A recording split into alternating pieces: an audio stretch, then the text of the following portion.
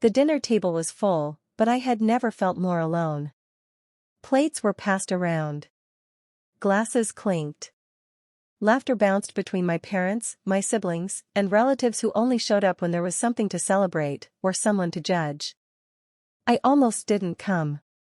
Something in my chest told me I shouldn't. But when your own parents invite you, you convince yourself that maybe this time will be different. It wasn't. Halfway through dinner, my father leaned back in his chair and laughed at something my sister said. Then he looked at me. "You're awfully quiet," he said. "What's wrong?" Before I could answer, my mother smiled, tight and cold. "Maybe they're finally realizing something," she said. Everyone looked at her. She tilted her head toward me. "No one in this family actually likes you." The words landed hard.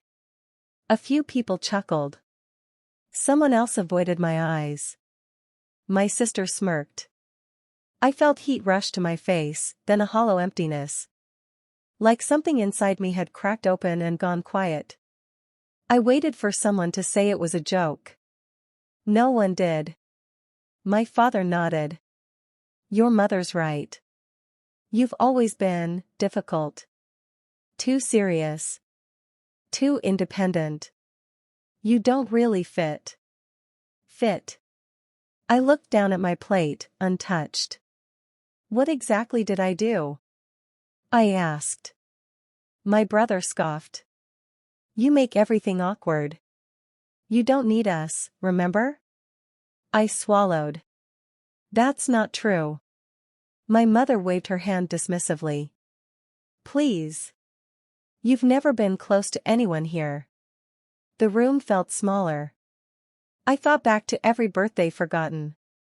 Every achievement brushed off. Every time I showed up early and left late, hoping it would earn me a place. It never had. My aunt cleared her throat. "Maybe this isn't the time." "It is," my father interrupted. "We're just being honest for once." Honest. I nodded slowly, letting the silence stretch. "So, you invited me here to tell me I'm unwanted?" My mother shrugged. "Better you hear it now than keep embarrassing yourself." Something in me went still. I felt embarrassed, but not for myself. For them. I pushed my chair back slightly. "Is that all?" My sister laughed. "What, are you going to cry?" I looked up at her. "No," I said quietly. "I'm just listening." They didn't understand why I wasn't reacting. They thought words were enough to break me. They didn't know that while they were laughing, I was already deciding something.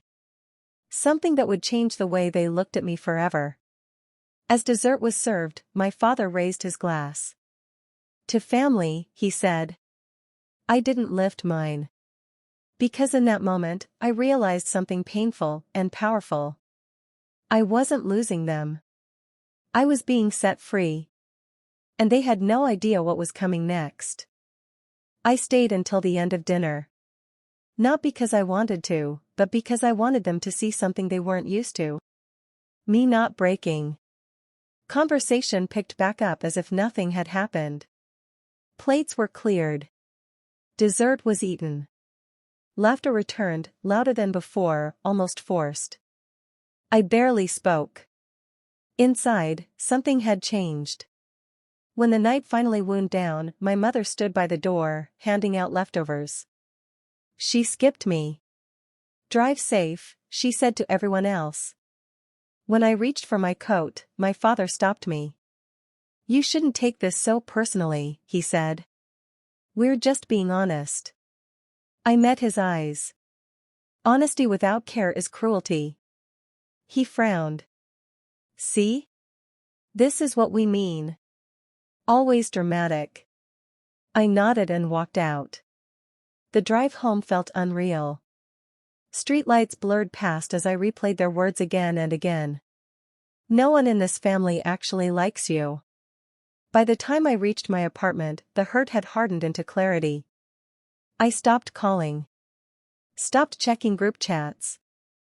Stopped explaining myself. Days passed. No one noticed. A week later, my sister texted. "Can you help Mom with something this weekend?" I stared at the message. No apology. No acknowledgement. Just expectation. I didn't reply. Another message came from my father 2 days later. "Why are you being distant?" I almost laughed. Instead, I typed.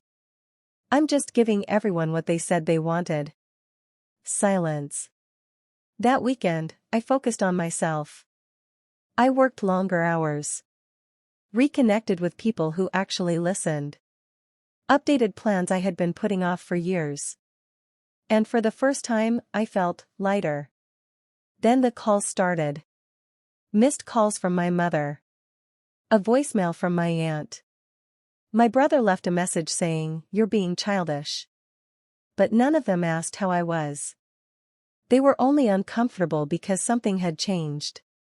They were losing access. 2 weeks later, my parents invited everyone over again. Another family dinner. This time, I didn't hesitate. I accepted. Because I wasn't walking back into that house as the same person who left. I wasn't coming to be liked. I was coming to be done. And they still thought they had the upper hand.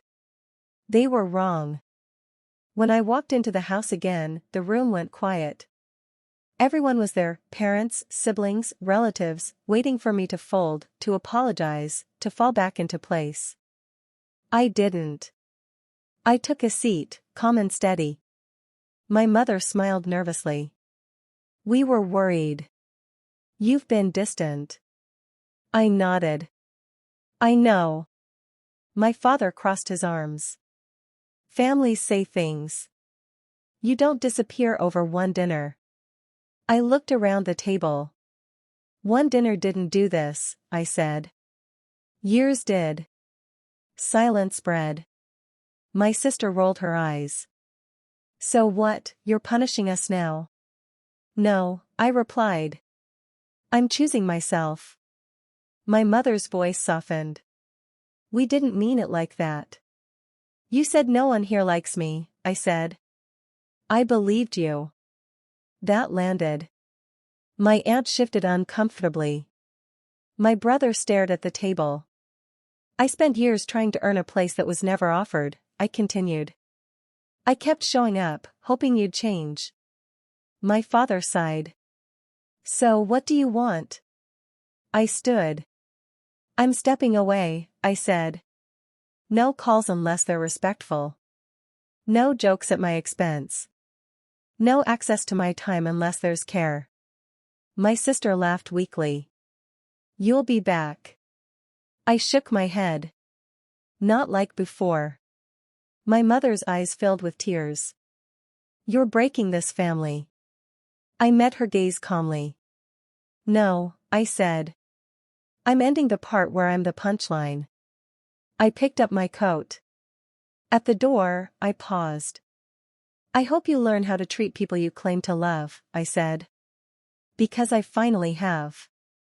I walked out into the night, breathing easier than I ever had. They mocked me by saying no one liked me.